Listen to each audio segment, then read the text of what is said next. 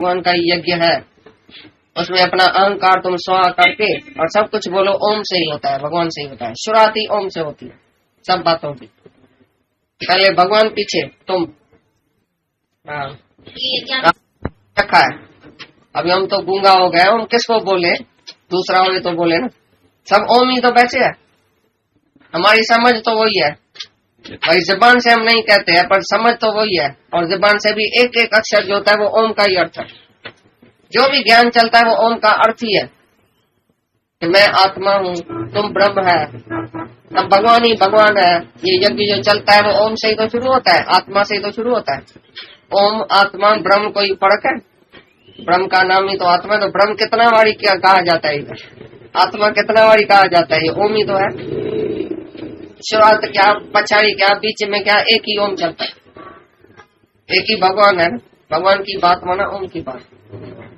तो शुरुआत पछाड़ी बीच में ओम ही ओम है, माना भगवान ही भगवान है। मैं पहले समझना मैं कौन हूँ, मैं क्या हूँ, ओम के अर्थ में चितना। ऐसा नहीं खाली बोलना, लेकिन अंदर अर्थ नहीं है तो बोलना फिजूल है। पहले अर्थ, भाई ये कौन करता है काम? ये दान बोले ना, यज्ञ अर्थ, यज्ञ तप दान तुम करता है तो ओम समझ के नहीं करता है, आत्मा समझ के नहीं। अपने को आत्मा समझा नहीं, दूसरे को आत्मा समझा। ऐसे ही दान दिया, मैं शाहूकार, ये गरीब, ये पैसा नहीं। पैसा देखो, पैसा भी ओम है, शाहूकार भी ओम, गरीब भी ओम, देने वाला भी ओम, लेने वाला भी ओम, पैसा भी ओम। तभी तुम्हारा यज्ञ दान सफल हो, नहीं तो कर्म बना। क्या तत्व माना, जो भी कुछ है वो भगवान की चीज है। तो हम देने वाला कौन है, लेने वाला कौन है, चीज कहाँ है? सब कुछ ईश्वर ईश्वर है, परमात्मा की चीज है सब। जो भी कुछ भगवान ने दिया है, सारी सृष्टि में जो भी चीज है वो भगवान की दी हुई है। तो ऐसा समझने वाला तत्व शब्द का मतलब समझता है। तो ये सारी सृष्टि में जो भी चीज है वो भगवान की दी हुई है, भगवान की है। ये है तत्व शब्द का अर्थ। और सत्य, और सत्य ऐसे ही परमात्मा का नाम सत्य भाव में और श्रेष्ठ भाव में प्रयोग किया जाता है, तथा हे पाठ उत्तम कर्म में भी सत्य शब्द प्रयोग किया जाता है। सत्कर्म जैसे बोलते हैं, माना निष्काम भाव से तुम अगर कोई भी कर्म करता है वही सत्य है कर्म। सत्कर्म दुनिया में कोई नहीं होता है बाकी, जिसमें फल की इच्छा अहंकार है वो सत्कर्म नहीं है। जो तुम सत्य में टिक के और तुम्हारे से जो कर्म होता है तो है ही ईश्वर परमात्मा ही सत्य है, तभी तुम्हारा कर्म भी सत्य है। निष्काम कर्म ही सत्य है, बाकी कोई भी कर्म सत्य नहीं है। क्योंकि सभी कर्मों का हिसाब मिलेगा, सभी कर्मों का फल निकलेगा, जन्म और मरण। तो वो सत्य कर्म नहीं हुआ तुम्हारा। सब बद्ध कर्म है जो इच्छा और अहंकार, सब बद्ध कर्म है जो इच्छा और अहंकार से तुम सत्य कर्म भी करता है ना, वो भी बद्ध कर्म है। A good deed binds the doer as much as a sin. अच्छा कर्म भी तुमको बांधने वाला है जैसा एक पाप बांधने वाला है। तो अच्छा कर्म भी पाप जैसा ही हो गया, क्योंकि तुम अच्छा समझ के करता, मैं करता हूँ। तीर्थ विर्थ दान करे मन में धरे गुमान, नान कर निष्फल जाइए, वो निष्फल हो गया। तो सत्य कर्म सच्चा है जो निष्काम भाव से किया जाता है, वही सत्य है, क्योंकि ईश्वर सत्य है। तो ईश्वर समझ के जो कर्म करता है वो भी सत्य है। यही हुआ सत्य कर्म, सच्चा सत्य माना सच्ची सच्ची। इच्छा सा कर्म है जो भी इच्छा अहंकार के दिए है, जो भी दिखावे के दिए, वो सब असत्य कर्म है। और सत्य कर्म जो है वो परमात्मा के निमित्त भगवान के लिए ही जो किया जाता है, इच्छा और अहंकार के सिवाय, वही सच्चा निष्काम है, वही सच्चा सत्य। और बिना श्रद्धा विभाग योग, हाँ विभाग योग, हाँ 17 अध्याय पूरा हुआ। ब्राह्मण को छाती में चवाई हुआ। भगवान बोले, हे अर्जुन, कितने ही पंडित जन तो काम्य कर्मों के त्याग को संन्यास जानते। कामना से किए जाने वाले जितने भी कर्म हैं उन सबको स्वरूप से त्याग देना, टोटली छोड़ देना ही बोलता है संन्यास है। कर्म संन्यास मतलब टोटली अंदर से ज्यों का त्यों अंदर से कर्म ही त्याग देवे। और कितने ही विचार कुशल पुरुष सब कर्मों के फल के त्याग को त्याग कहते हैं। अब इसका नीचे दिया है, ऐसा है ये सवाल है अर्जुन का कि त्याग क्या है, संन्यास क्या है। संन्यास और त्याग को मैं अलग अलग करके जानना चाहता हूँ, ये सवाल है अर्जुन का। तो भगवान बोलता है कोई कैसा बोलता है, कोई कैसा बोलता है, कोई बोलता है फल छोड़ो, कोई बोलता है कर्म छोड़ो, कोई बोलता है ये छोड़ो, लेकिन मेरा जो मता है वो मैं अभी सुनाता हूँ। तो भगवान का मता क्या है, तो सच्चा त्याग क्या है और सच्चा संन्यास क्या है। अभी भी यज्ञ, दान और तप। तपस्या कौन सी बोला, मन की, वाणी की, शरीर की। यज्ञ कौन सा बोला, सतोगुणी यज्ञ क्या है, रजोगुणी क्या है, तमोगुणी क्या है, कल सुना सब 17 अध्याय में। और दान क्या है, ये सब कल सुना, सात्विकी दान कौन सा है। तो बोलता है ये तीन ही जो सत्कर्म है, शुभ कर्म है, अच्छा कर्म है, करने जैसा है, जिज्ञासु के लिए अच्छा है, क्योंकि उसका अंतस्करण शुद्ध होएगा। क्योंकि नहीं करेगा ऐसा यज्ञ दान तप तो करेगा क्या, भगवान प्राप्ति के लिए, बाकी क्या करेगा। जरूर करना तो है ही, कुछ ना कुछ तो जरूर करना ही चाहिए, क्योंकि ये जो मन है, ये इंद्रियां है, जो शरीर है, एक क्षण भी शरीर जो है वो कर्म के सिवा रह नहीं सकता है, कुछ तो जरूर करेगा। तो बोलता है ये यज्ञ दान और तप छोड़ना नहीं चाहिए, लेकिन कैसा करना चाहिए वो बताएगा। निष्काम, सब जो बात है वो निष्काम पहले पहले है, तभी उसका यज्ञ दान तप सफल हुआ। अगर वो निष्काम नहीं है, सकाम है, तो उसका फल कुछ भी नहीं है। तो बोलता है ये जो तीन चीज है, यज्ञ दान तप, ये छोड़ना नहीं चाहिए, करना चाहिए, लेकिन कैसे। फल की इच्छा और अहंकार रहित। अगर अहंकार है या फल की इच्छा है तो समझो फल ही नहीं है, उसका फल है जन्म और मरण। तो ऐसा यज्ञ दान तप हमको नहीं चाहिए। तो ऐसा बिगड़ फल की इच्छा और अहंकार से कौन कर सकता है यज्ञ दान और तप, वो तो ज्ञानी है।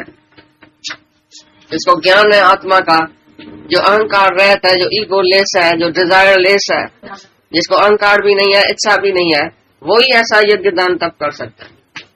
बाकी सब सारी दुनिया जो है वो सकामी कर्म में फंसी पड़ी है, फल की इच्छा भी चाहिए और अहंकार भी है उसको, तो उसका सब निष्फल जाता है। तो भगवान बोलता है यज्ञ दान तप छोड़ना नहीं चाहिए, लेकिन कैसा करना चाहिए। हाँ, काम है शरीर से तो जरूर होएगा ही, सबको कर्म करना ही है शरीर से, लेकिन कैसे करना है, निष्काम भाव से। फल की इच्छा और आसक्ति छोड़ के जो ये कर्म करता है वो तो मुक्ति का हेतु है।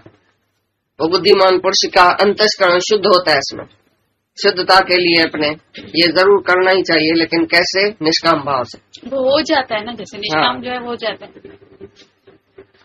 जिज्ञासु को तो पहले करना ही पड़ेगा जबरदस्ती भी। जो सकाम कर्म में फंसा हुआ है जिज्ञासु, उसको तो जो श्रेष्ठ पुरुष है वो ऐसा आदेश करता है कि भाई आज से तुम निष्काम बनो, सकामी नहीं, कुछ भी फल नहीं रखो अंदर में, तो मेरे को ये चाहिए, कुछ वापसी में मिले।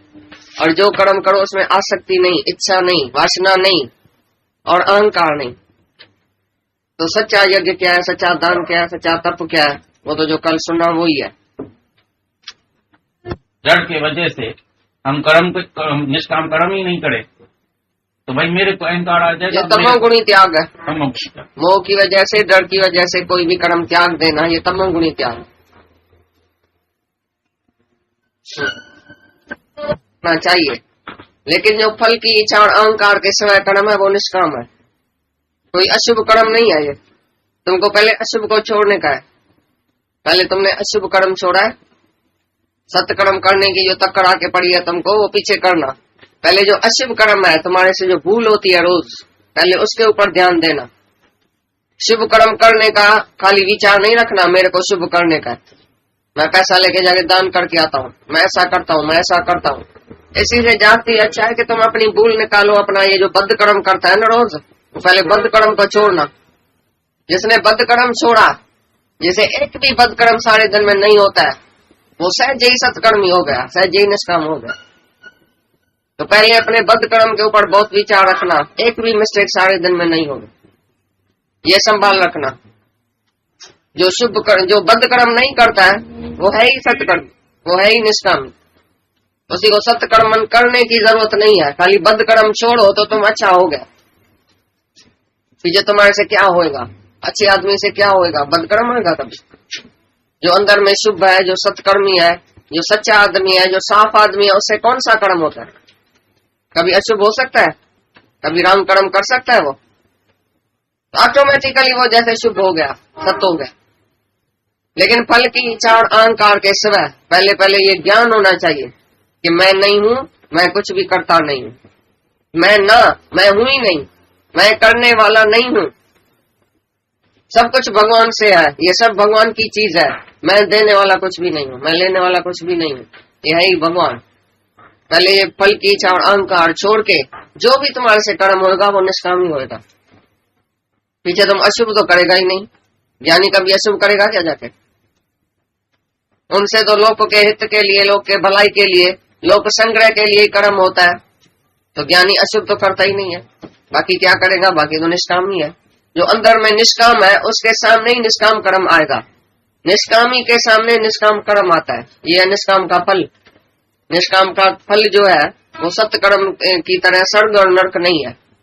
निष्काम कर्म का फल है मुक्ति और शांति और सैल्वेशन, और निष्काम का फल है निष्काम कर्म। तुम जब निष्काम होएगा तो सामने निष्काम कर्म जरूर आएगा। जो निष्कामी होएगा उसके सामने कर्म आएगा ऐसा, जो सकामी है उसके सामने सकाम कर्म आएगा।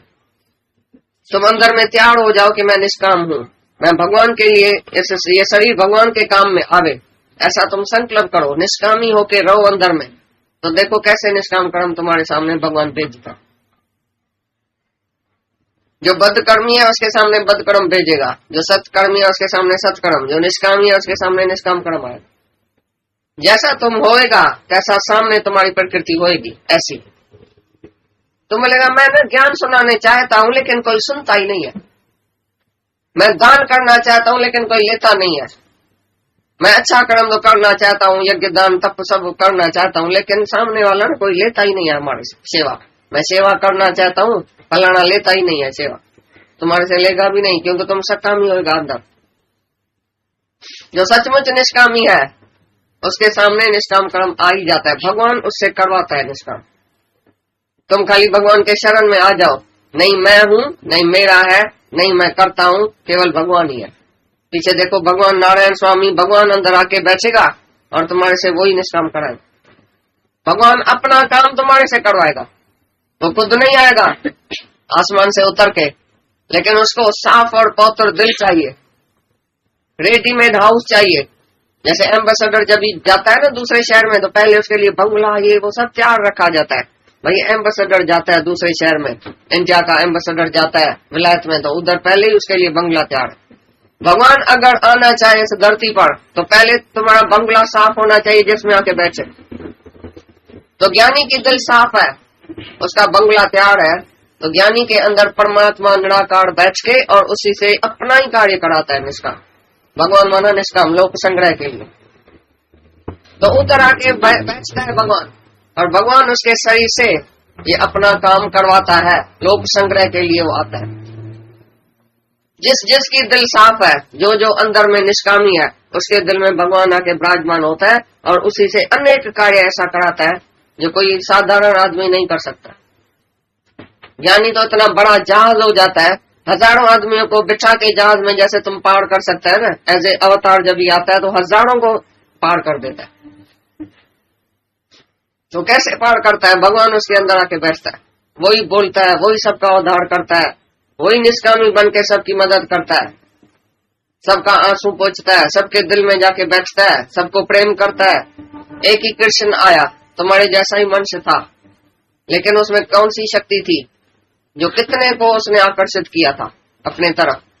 कैसे किसी को कईयों को उसने ऐसा पार लगाया। कैसे पार लगाया? एक ही तन था ना, जैसा उसका तन था तैसा तुम्हारा। मनुष्य देही थी ना उसको भी, तुम्हारे को भी मनुष्य देही थी, लेकिन वो माया को वश करके आया था। तुम माया के अधीन होके आया है, कर्मानुसार आया है, जबरदस्ती धकेला गया तुमको दुनिया में, ऐसा घसीट के तुमको इधर दुनिया में फेंका गया है। लेकिन कृष्ण भगवान जब भी आया था वो माया को वश करके आया। स्वयं भव, मैं अपने आप से हुआ हूँ, अपनी मर्जी से आया हूँ, स्वेच्छा से, स्वीट विल से आया हूँ, भक्तों के उद्धार के लिए, धर्म की रक्षा करने के लिए, अधर्म का नाश करने के लिए, साधु जन की रक्षा करने के लिए। साधु जन कौन है? जो जंगल में बैठा है। कृष्ण कभी गया था जंगल में साधु जन के पास? कभी नहीं गया। वो तो ग्रस्त में तुम्हारे जैसे गोपियों को ज्ञान देते और अंतर ध्यान हो गया। तो तुम साधु जन थे, गृहस्थी लोग जो अंदर बैठे थे बेचारे, जो दुखी थे, महा तपस्या करके करके करके उसका मन शुद्ध हो गया था, दिल शुद्ध हो गई थी। गोपियों ने पुकारा था उनको, रो रो के पुकारा था, उसकी दिल साफ थी गोपियों की। तभी कृष्ण भगवान गृहस्थ में आके और सभी गोपियों को तार के, तो थोड़ा ग्वाल थोड़ा गोपियां, उसको उतार के और अंतर ज्ञान हो गए। साधु जन ये थे, तुमने पढ़ा है साधु जन की रक्षा के लिए मैं प्रगट होता हूँ। तो साधु जन माना जिसके मन ने साध किया है, साधना किया है। साधु माना जिसने साधना किया है। तो गृहस्थ में जो तुमने तपस्या किया है, साधना किया है ना, वो जो जंगल में बैठे सन्यासी उसने नहीं किया। कल सुना ना तप, तप कौन सा है? वाणी का तप, मन का तप, शरीर का तप, ये गृहस्थ में होता है, सन्यास में नहीं होता है। सन्यास खाली बाहर का त्याग है। ये बोलता है फल का त्याग, उसने बाहर का त्याग किया, कर्मों का त्याग किया सन्यासियों ने। सब सन्यासी गीत और कह रहा है जिसने कर्मों का त्याग किया है बाहर से। जिस गृहस्थ में पैदा हुआ, शादी करके बच्चा छोड़ के, औरत के ऊपर सारा बोझ छोड़ के, मैं तो सन्यासी बनता हूँ, मेरे को झंझट नहीं चाहिए, तो उसको लपड़ मारो। काय के लिए शादी किया, काय के लिए बच्चा पैदा किया, काय के लिए घर बढ़ाया है? बैठो इधर, इधर ही कर्मों से ऊपर चढ़ो। अपना धर्म कर्म छोड़ के और चला गया सन्यास में। मैं तो झंझट में आके फंसा हूँ, औरत को बच्चा दे के चार, कमाई छोड़ के और जाके जंगल में बैठा। ये बड़ा सन्यासी आया तपस्वी। औरत को तपस्या करनी पड़ी घर में, चार बच्चा जो वो छोड़ के गया, तो औरत को क्या नहीं करना पड़ा। वो थी गोपियां, जिसने पुकारा था भगवान को, ये मर्द लोग जो है झंझट छोड़ के जाके सन्यास पहन के बैठा है नदी के किनारे में, मैं बस ज्ञानी हूँ, मैं सन्यासी हूँ, अभी तुम भगवान हमारे लिए आओ। तो भगवान गृहस्थ में आ गया, गोपियों के लिए आ गया, उनका आके उद्धार किया, उनका दुख दर्द हरण किया, चीच के ऊपर पर्वत उठाया, उनका सब दुख उठाया। और जो सन्यास लेके गया वो उधर ही बैठा है अभी तक, उधर भगवान गया भी नहीं। ये समझ लेना सच्चा सन्यासी कौन है, सच्चा त्यागी कौन है, वो गीता सुनाती है। सन्यास क्या है? ब्रह्म ज्ञानी सच्चा सन्यास है। सच्चा त्याग क्या है? फल की इच्छा जो है वही सच्चा त्याग है। निष्काम भाव से कर्म करना, यही सच्चा त्याग है। कि कैसे रहते हैं, जहाँ जहाँ जिस घर में जो प्रवृत्ति है, जो तुम्हारी प्रारब्ध है, जैसे जैसे तुम रहते हैं, उसी कर्म को छोड़ के जो भी नित्य नैम तक कर्म है, जो भी तुम्हारे ऊपर रखा गया है, भाई गृहस्थी है तो जरूर गृहस्थ में बैठेगा, काम काज ये वो सब कुछ करेगा। अभी वो छोड़ के और चला गया जंगल पे, ये मना नियत कर्म छोड़ के चला गया। तो वो कोई भी कर्म छोड़ने का जरूर नहीं है। जो भी सामने आता है, करने योग्य कर्म जो सामने आता है वो तुमको करना है, लेकिन कैसे करना है? फल की इच्छा और अहंकार को छोड़ के। ये नियत कर्म जो छोड़ता है मोह की वजह से, मैं स्नान नहीं करूंगा, मैं ऐसा धंधा नहीं करूंगा, भले बच्चा भूख मरे, मैं तो नहीं करूंगा, मोह की वजह से, शरीर को रखने की वजह से स्नान नहीं करूंगा, पुरुष नहीं करूंगा, यानी नित्य नैमित्तिक कर्म शरीर का भी छोड़ देता है। और जो गृहस्थ में रह के जो उसका वर्ण आश्रम मुजब जो धर्म कर्म है वो भी छोड़ देता है, समझो। तो उसी से कोई ज्ञान नहीं आएगा, उसी से कोई भगवान नहीं मिलेगा। जो तुम्हारे घर में जो तुम्हारे ऊपर कर्म रखा गया है, जो भी गृहस्थी के सामने कर्म आता है वो उसको करना है, उसी से ऊपर चढ़ने का, ऐसा नहीं छोड़ के भागने का। तो नियत कर्म छोड़ना नहीं है, लेकिन कैसे करना है उसमें फल की इच्छा और अहंकार छोड़ो। हाँ बताओ में ही नहीं आवे। कर्म योगी कर्म करे तो निर्कर्मी, टोटली कर्मों का जैसे त्याग हो जाए, जैसा तुम्हारा कर्म हुआ ही नहीं तुम्हारे से, ऐसे तुम करो, आर्टिस्ट बनो जो तुम कर्म करो भी लेकिन तुम्हारे खाते नहीं आए कि तुमने किया। अहंकार और इच्छा से तुमने कर्म किया, मना तुम्हारे खाते नहीं आया, जैसे तुमने किया ही नहीं। ऐसा आर्टिस्ट हो के कर्म करना है। तो जो नियत कर्म है वो तुम छोड़ो नहीं। से सदने का में पाप नहीं है, जिसमें कर्म में दोष नहीं है। दोष है तुम्हारे मन में कि कर्म में। जिस घर में तुम पैदा हुआ है, सदना कासाई अपने कासा के धंधे में मशगूल था, लेकिन उसको ज्ञान था तो उसको पाप ही नहीं लगा। ज्ञानी को कभी भी पाप नहीं लग सकता है, लेकिन अज्ञानी चाहे कौन सा भी शुभ कर्म करे तो भी पापी है। अज्ञानी शुभ कर्म जाके करता है, बाहर से तुम देखेगा ये तो दान करता है, ये पुण्य करता है, ये अस्पताल खोलता है, ये धंधा करता है, ये ऐसा करता है, लेकिन अंदर है अज्ञान, देह अध्यास। तो उसने जो भी कर्म किया वो उसके खाते में आ गया, जन्म मरण के चक्कर में जाएगा, चाहे शुभ कर्म करे अज्ञानी। लेकिन ज्ञानी से शुभ भी हो जाए, तो मारता हुआ भी किसको नहीं मारता है। सदना कासाई पकड़े को मारता है, लेकिन बोलता है पकड़ा भी मैं हूँ, कासाई भी मैं हूँ, तलवार भी मैं हूँ। उससे कोई पहुंच नहीं सकता है, भगवान का बाबा भी इससे पहुंच नहीं सकता है। कोई उसको पाप का उसको फल दे नहीं सकता है, क्योंकि उसकी दृष्टि क्या थी। त्रिपुटी में रह के त्रिपुटी से न्याड़ा, तो सदने कासाई को पाप नहीं लगा। उधर रह के भी उसने सेवा किया। वो नहीं बोलता ये अशुभ कर्म है, ये शुभ कर्म है, ये पाप है, ये पुण्य है, उसने तो सेवा किया। ऐसी तरह से तुम भी कौन से भी धंधे में बैठा है, उधर तुम पाप कर सकता है। ग्राहक का जब भी गला काटता है ना तो पाप हो गया। चाहे धंधा करता है बहुत अच्छा, भाई हम कपड़े के व्यापारी है, कपड़े का व्यापारी तो है, पाप कितना किया सारे दिन में।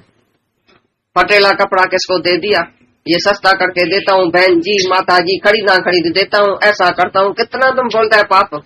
अंदर टुंग लगा पड़ा है कपड़े में, छेद, बाहर से ऐसा लपेट के बहुत अच्छा सोना सुंदर कपड़ा, भाई माता जी मैं सेल में देता हूँ, सस्ता देता हूँ, तुम मेरी माता जी है।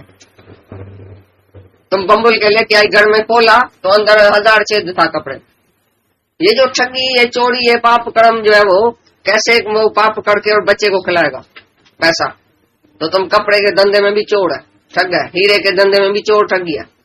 सोनारा का सोनारो अपने माँ के नथ से भी नहीं, माँ जे नथ माम को न चढ़ दो है सोनारो, ये ऐसे सोनारा है। एक एक कर्म में ठगी लगी पड़ी है, तुम्हारे अंदर ही ठगी है।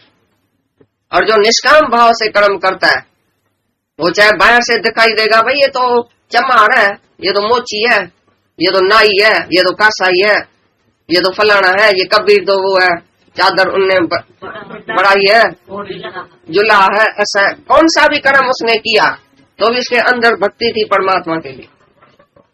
मैं ये सब भगवान के लिए ही मैं करता हूँ, भगवत अर्थ कर्म करता हूँ, मैं अपने फायदे के लिए नहीं करता हूँ।